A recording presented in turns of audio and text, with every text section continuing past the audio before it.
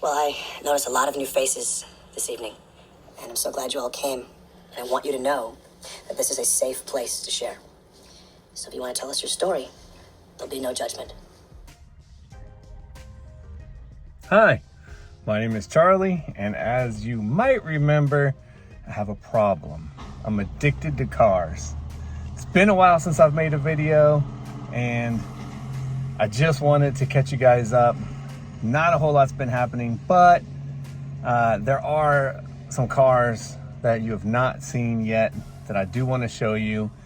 A quick update would be that the CLK, my 2001 W208, I made the decision to give the car to my daughter. She loved that car, and I wanted to move on to something else, which I'll tell you more about in a minute.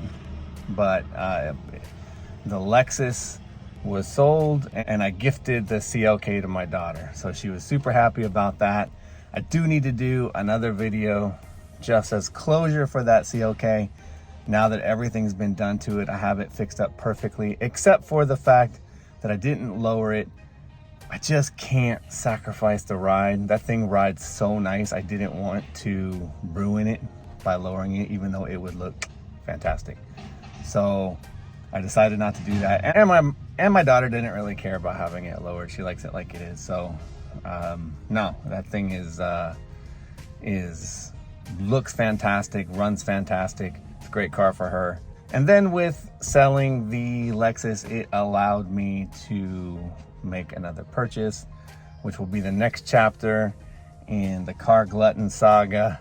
I may be a big glutton for this one, but I don't care. This is a beautiful car. I've wanted one for a while. I've been looking at them for a while, and I can't wait to show it. So check this one out.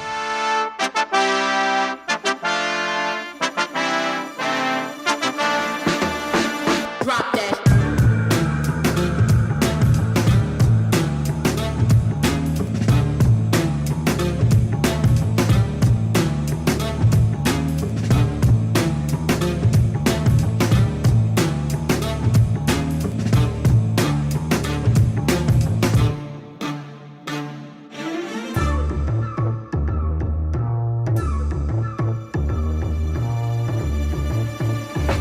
Drop that.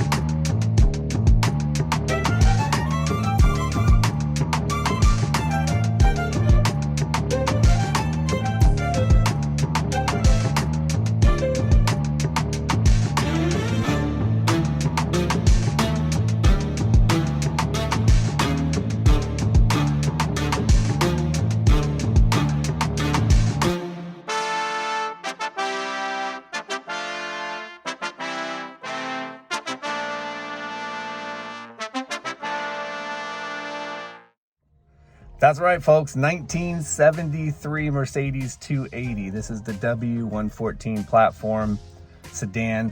You know, I actually could have gotten a coupe, and they're really cool, but something about the lines on the sedan I just like. So they may or may not be as cool as the coupe, but I can't help it. I think they're super beautiful.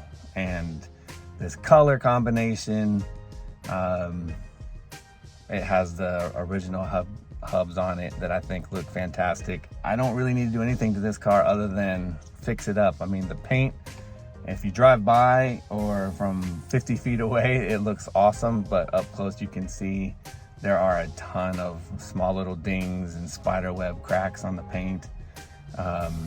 Not great, some little rust spots. These were definitely a concern for rusting. Luckily I'm in California, so this type of rust is not bad. I mean, compared to Ohio or the Midwest, this isn't bad at all. So, but it still needs some work, but I do like it, and I can drive it as is. I got this from a Mercedes mechanic who took good care of it, did some things that I won't need to do, and I can just drive it while I'm fixing it up. That was kind of the goal. And so just a quick rundown on the history of the 114 and 115. They were designed by Paul Brock, B-R-A-C-Q. I'm not sure if that's how you say it, Brock, but I'm going with it. And it's what they call the 3-box design styling, or 3-box styling. Brock was also a designer for some other companies, and he designed BMWs from 1970 to 74, and for Peugeot from 1974 to 1996. So he was Peugeot for a long time. I don't know if that's a great thing or not, but he did good on the Mercedes. Engine size, the 114s all had 6-cylinder engines, while the 115s had 4-cylinder engines, thus the different designations. Otherwise, the body, I believe, are identical. Introduced with a diagonal swing rear axle, which gave the vehicle exceptional ride quality and stability. 4-corner disc brakes, which was amazing in an era when 350 horsepower muscle cars had drum brakes all around. This platform was also used to introduce one of the most important engines ever made. Dubbed the 240D 3.0, or best known as the 300D OM617, it made its debut in 1974 as part of the lineup. It was a 3-liter, 5-cylinder that was more powerful than most diesel engines on the market, while also being smooth and extremely reliable. In fact, this is widely considered one of the most reliable engines in history, bar none. The W114s were marketed as the 230, the 250, and 280, while the W115s were marketed as the 200, 220, 230, and 240. 114s and 115s were available in a variety of variants, including saloons, coupes, and long wheelbase models. I believe the long wheelbase models go for a pretty penny. 114s and 115s laid the foundation for the successful mid-size saloons that Mercedes produced later. So these 114s were kind of considered the more important Mercedes ever made, because these sort of laid the groundwork for what Mercedes was going to be over the next several decades. The 114 received a facelift in 1973, which is what this one is, with a lower bonnet line, lower and broader grille, a single front bumper to replace the double bumpers, lower placement of the headlamps, A-pillar treatment, keeping the side windows clear, removal of quarter windows in the front doors, rib taillights to minimize occlusion of taillights with road dirt or snow or what have you. Larger side mirrors, although mine has no mirrors. And the interior received inertia reel belts and new padded steering wheel with a 4-hole design. That being said, I would really like to switch this more modern steering wheel to the earlier type of steering wheel. I think it looks super cool. Again, the 114 is perhaps the most important Mercedes ever. The most famous Mercedes ever made is considered to be the 123. It became an icon due to its reliability, comfort, technology, and relative affordability. However, many of the innovations that the 123 brought to the market were there since the introduction of the Stroke 8. The 114-115 lineup, the predecessor to the 123, was the last mid-size Mercedes model to feature the famous vertical headlights, a design feature that today makes it look much more classic than the 123 model that replaced it. And that's an interesting point, because I was actually looking between this and a really cool stick shift 123 sedan with a diesel engine, and it was awesome. And they're so close, they're so reminiscent of each other. Definitely more modern on the 123, but for me to have an all-around vehicle that I can use partly as a daily, and also that I can take to car shows or car events, with the Coachman. I wanted something more vintage, and this one definitely fits the bill better than the 123. That being said, I do want a 123 someday. I will have one. So yeah, that's that. My W114 1973 280. Besides the mismarking badges, this has had a 450 on it, I think. It has the 280 SE, which this is not a 280 SE, this is carbureted.